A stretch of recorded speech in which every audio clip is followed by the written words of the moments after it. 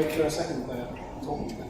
So I normally do talks about stuff that I've done in the industry and stuff that I've cocked up, and that's what I tend to talk about. I can't go to the technical level of most of the people in this room because you're far smarter than me. But I've been blogging for a little while around imposter syndrome and sort of started researching it and how prevalent it seems to be in cybersecurity. And I started formulating thoughts around it, building a presentation.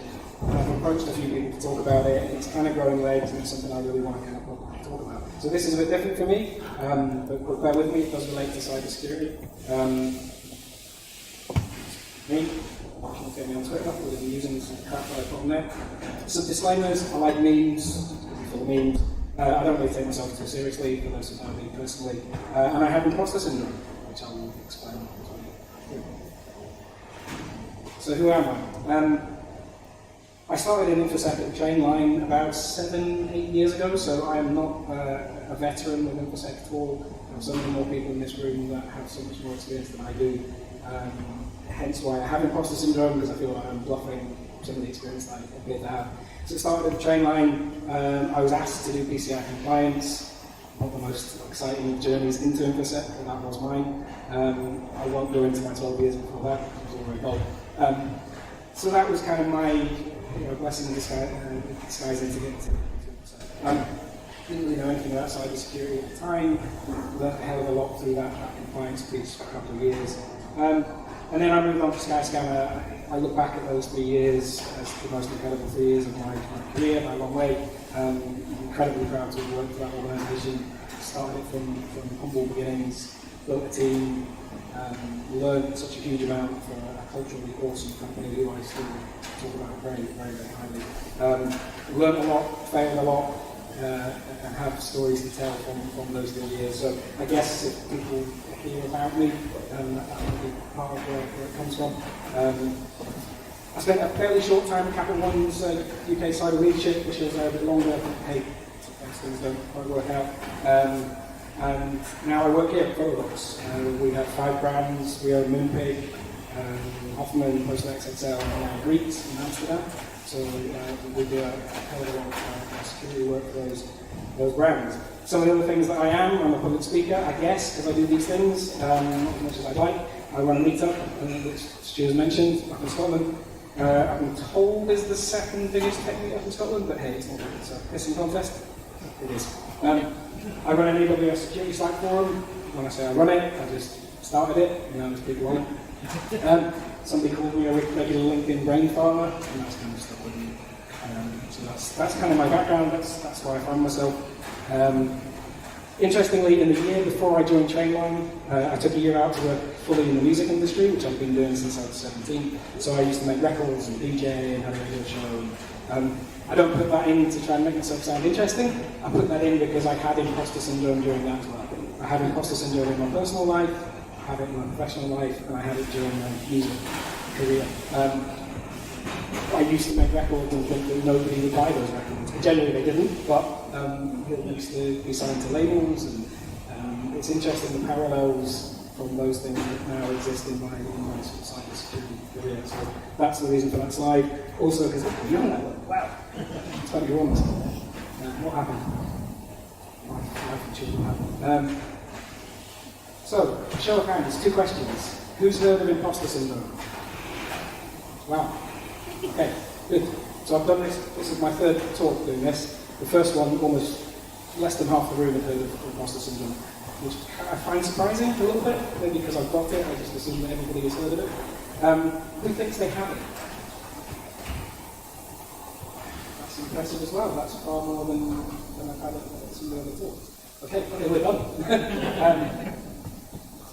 So, do any of you have these feelings at periods of time, even if you don't feel that you have imposter syndrome? It's these kind of terms, I don't deserve to be here.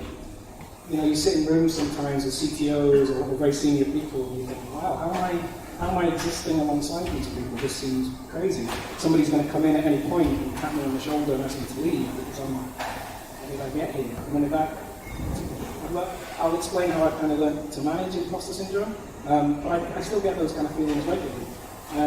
I'm lucky, I seem to come up quite a lot with people with imposter syndrome.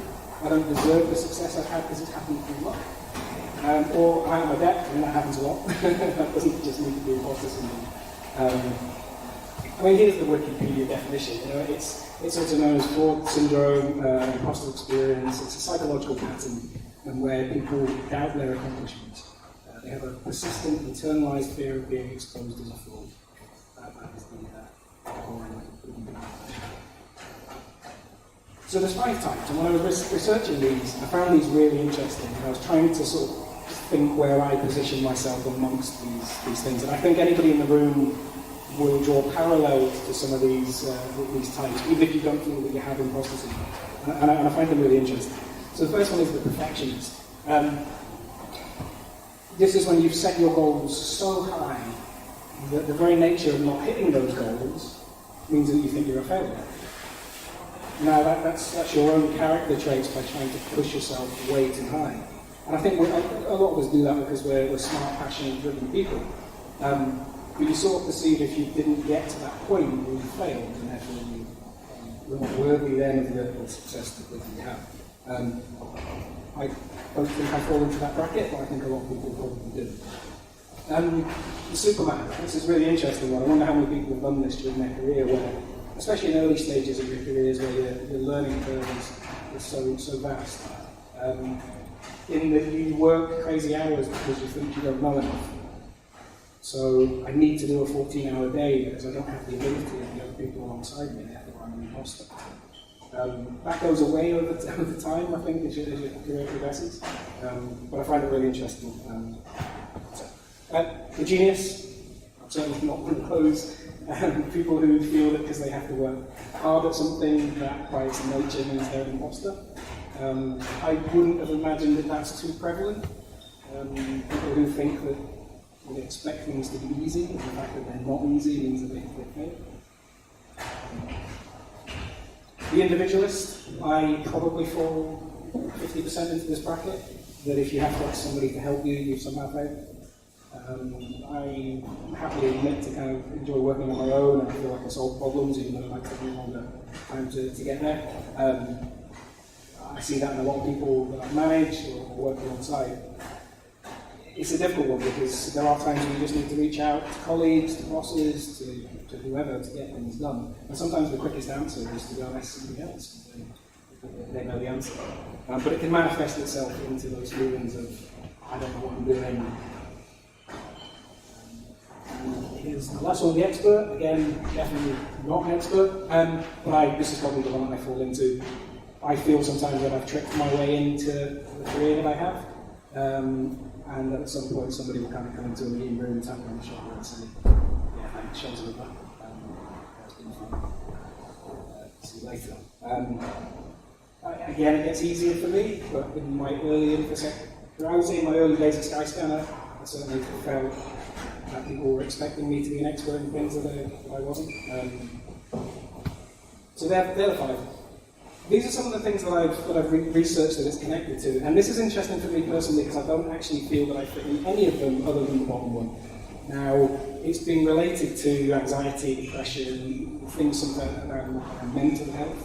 That doesn't really exist for me. But I fit in the bottom one where it's excessive self-analysis all the time of, am I good enough? Am I doing a good enough job? Am I worthy of being in the position I'm in?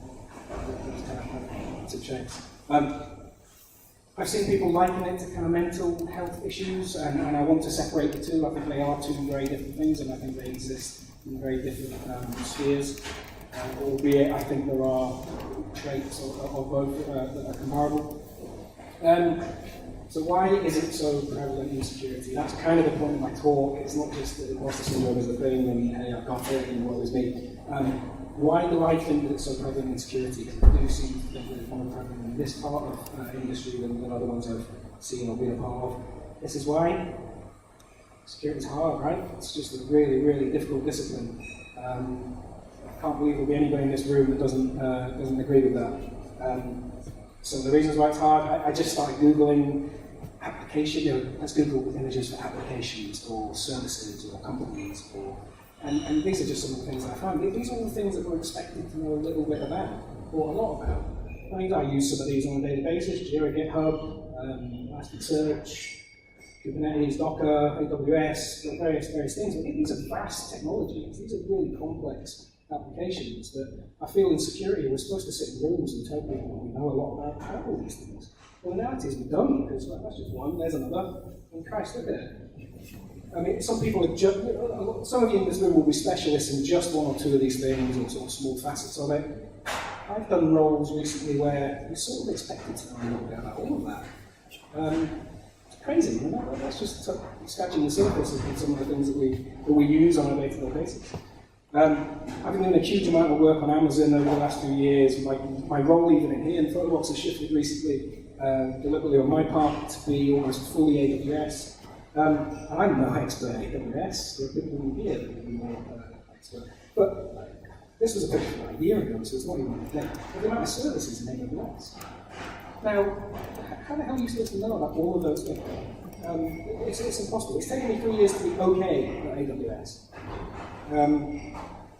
Crazy.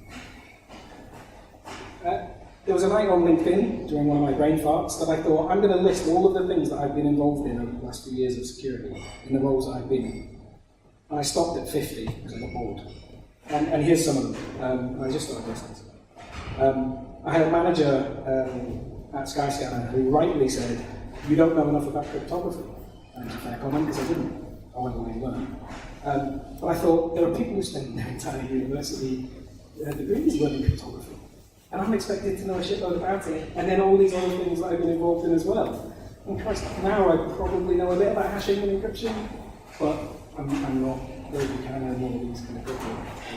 So I stopped at that, and I thought I've done a little bit on all of these things, yet not an expert in any of them. Now, but it all goes wrong. So, when I was thinking about doing these talks, and this was new territory for me, opening up a little bit, some personal stuff, things that sometimes are uncomfortable to talk about. Hadn't done a talk for a year, and then I got invited to speak at a cyber science event in Glasgow. And I prepped like shit for this thing. Way beyond I've ever done for any talk I've ever done in my career. Spent weeks putting all the notes and the slides together. I recorded it, I listened to it time and time again. I had the content to a T.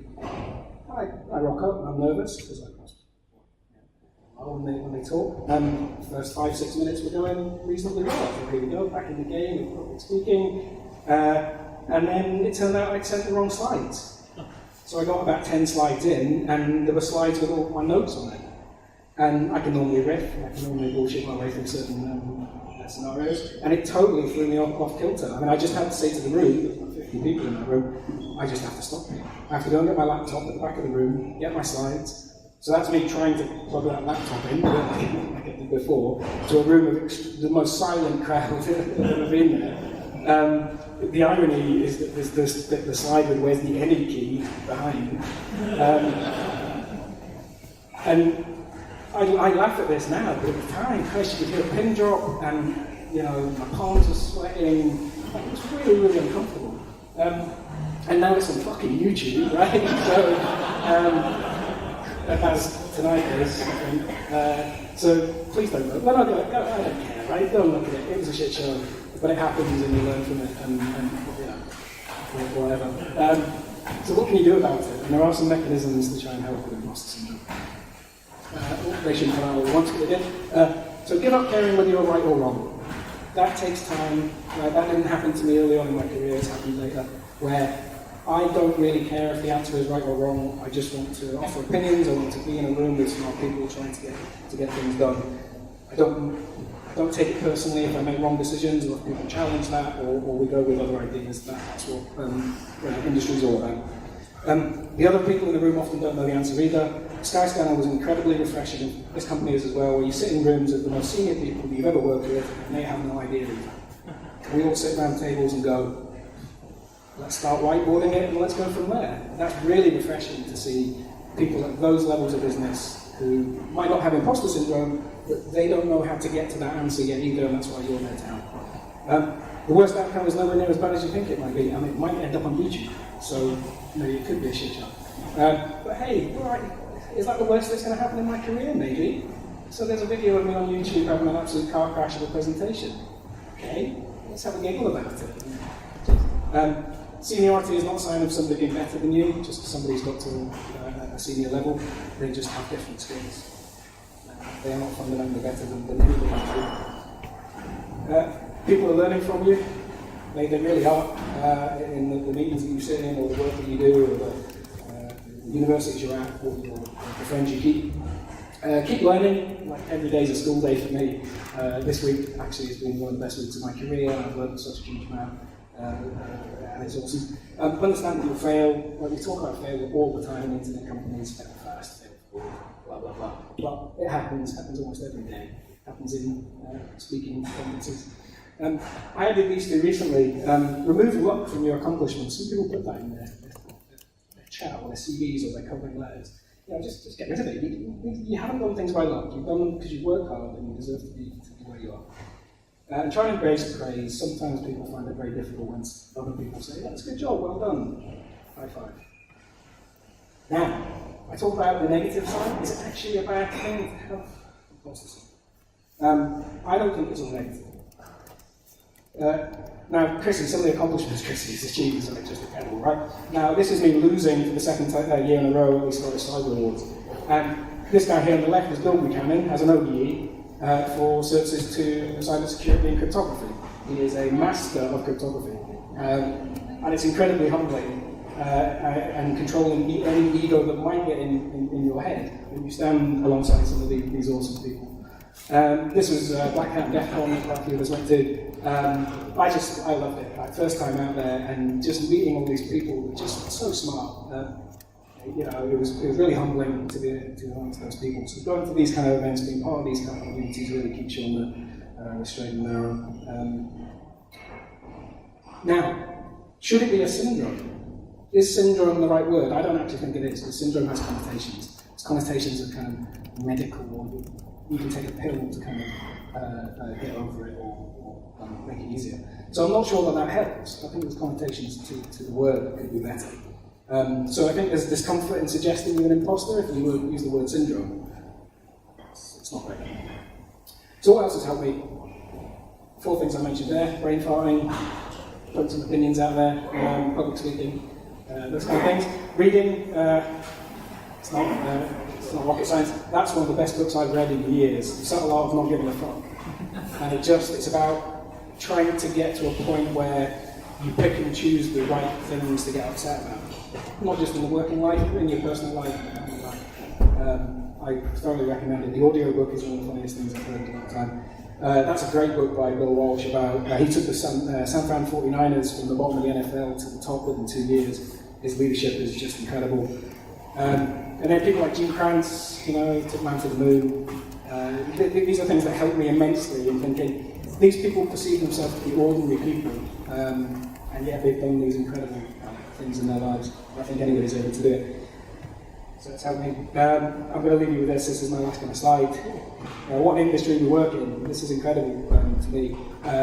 You can and probably are doing all of these things. You're helping shape the world that we live in. You're helping make the internet a safer place for our kids and for our society. And I really believe that the people who come to these kind of events and shape the things that we're all doing are just the best people I've met in my career. I find it very humbling to be part of it. So thank you very much. Shame's a bit rushed. I would normally do a Q&A. I'll be in the pub afterwards if anybody wants to kind of talk about imposter syndrome. I'm quite passionate about it. So thank you very much.